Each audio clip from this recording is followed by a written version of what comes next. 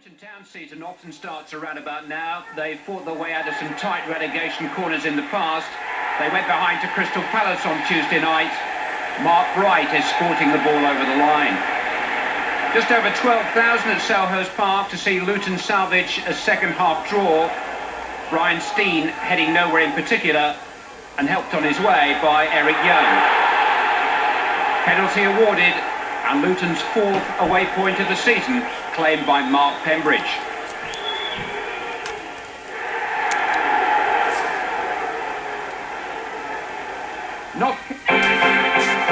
Leeds unbeaten at home in the league, Luton without an away win for the best part of 12 months.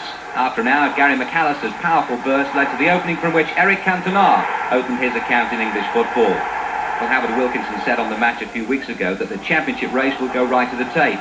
He also said last week the quicker he could get Lee Chapman out of the commentary box and onto the pitch, the better it would be. For Leeds, that is. How right he was, goal of the day contender a peach of a volley by Chapman. 36-year-old Mervyn Day, on loan from Leeds, made his debut for Luton Town against Crystal Palace. And he'd lost his clean sheet within 21 minutes. A long free kick bouncing through the Luton defence for Eddie McGoldrick to pop up and loop it gently into the far corner.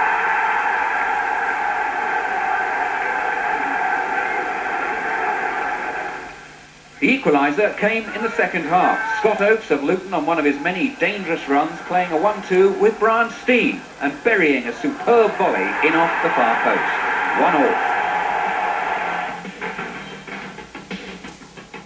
1-1. Luton can certainly play a bit, but they can't win away. Once again they went in front. The crossbar and Dave Watson getting his legs all crisscrossed created the opportunity for Brian Steen. Not one of this morning's papers had a good word to say about Everton, other than the way Maurice Johnston scored his fifth goal for the club from Andy Hinchcliffe's cross. Goal of the day contender C, Mark Pembridge's free kick, came after just 40 seconds. Well, this was the most significant match in the relegation zone, and it looked to be going Luton's way until Alan Shearer outjumped Mervyn Day. Southampton's winner from Ian Dowie was dubious. Dangerous play and offside. Luton were fuming. They haven't been away for over 12 months. It's become more of a jinx than a bad run. How many times can Luton defy gravity? They seem to be doing it again this season, although it didn't look too clever after 6 minutes at home to Wimbledon. Robbie Earle got the knockdown, and you really can't give John Fashanu this sort of room. Number 18 of the season for him. But 20 minutes later, Mark Pembridge got his throw right into the Wimbledon box. Half had knocked it on, and there was Imre Varadi on loan from Leeds United with the equaliser. And Luton, as we well know, are nothing if not resilient. When Chris Kamara's chip into the box eluded everyone except David Priest, there was the winner. Nothing Hans Segers could do.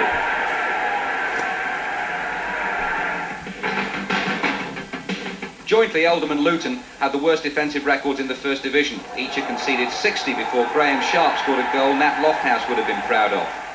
Luton, who've gone over 12 months without an away win, equalised through Mick Harford. His determination paid off after Imre Varadi had hit the bar. Oldham played some super football. Adams' cross, inch perfect for Sharp again. Now, Luton are never as bad as scorelines tend to suggest. Their hard-luck stories are endless. Now, Richie should have scored, but when the ball went loose, it fell kindly for Sharp. Hat-trick. No doubt the run of the ball favoured Oldham. Sharp odds on for another, but Chamberlain's save only proved to be a delaying tactic, with Mike Milligan following up ahead of the rest. Only Leeds and Arsenal have scored more goals in the First Division than Oldham this season, so it's not all about lucky breaks, far from it. But they got another when Chamberlain saved from Bernard, who promptly crossed for Sharp to get his fourth of the afternoon. Houdini men are rattling the chains again. Twice they've stayed up on the last day. In 1990, thanks to Kingsley Black's in-off past Shilton at Derby. And last year, Mick Harford's own goal, again beyond Derby and Shilton, saves Luton from toppling off the precipice. Now, David Pleat's keeping his nerve and his humour. He's fighting off that old sinking feeling. It's a tough task for us. The pleasure is working with young players, but players you know that you may have to lose.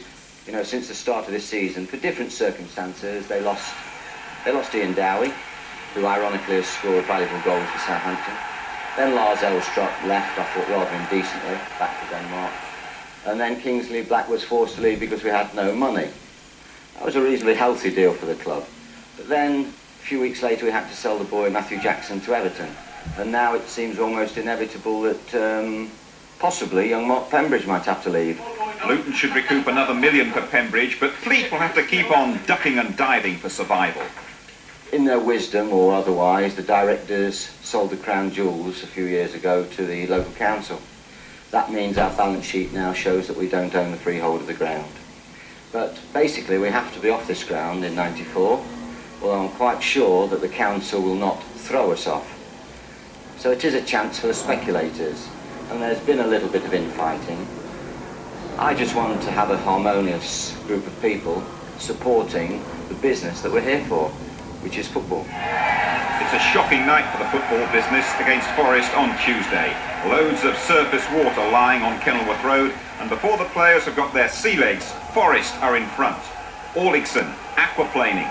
Somehow he spoons in the cross, and Kingsley Black, looking embarrassed and uncomfortable, volleys across Alec Chamberlain. The celebrations are low-key. Black knows defeat will be a massive setback to his old club.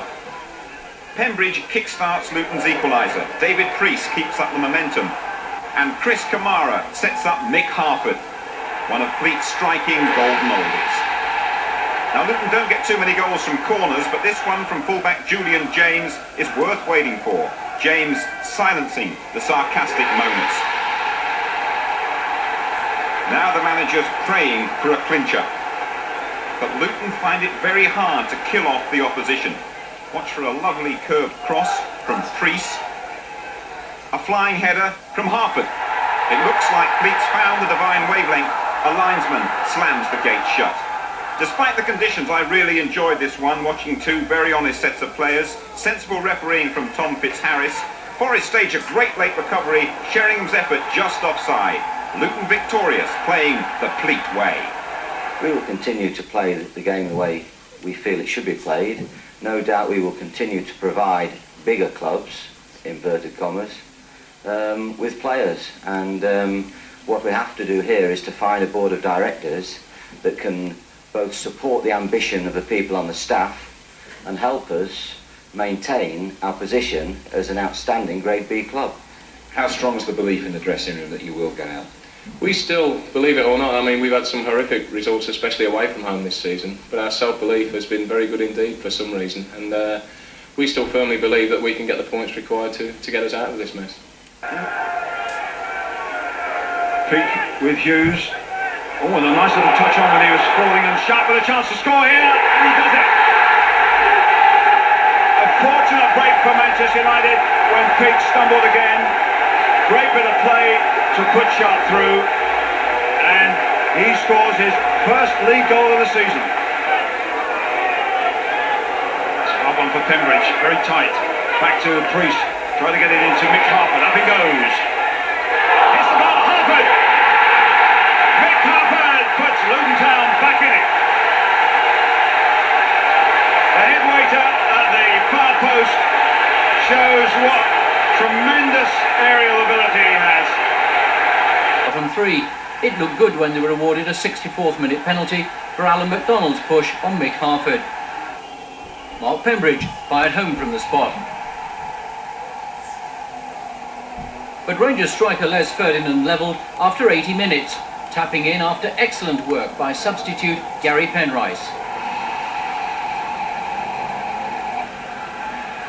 And 4 minutes later, Ferdinand struck again, this time holding off defender John Dreyer to increase Luton's relegation fears. West Ham's third. Luton go to the final Saturday for the fourth successive season, uncertain of which league they'll be in next season. Brian Steele putting them in front against Villa.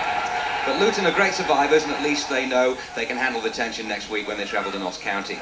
Goal of the day contender D from Mark Pembridge, who certainly deserves to be playing in the Premier League next season.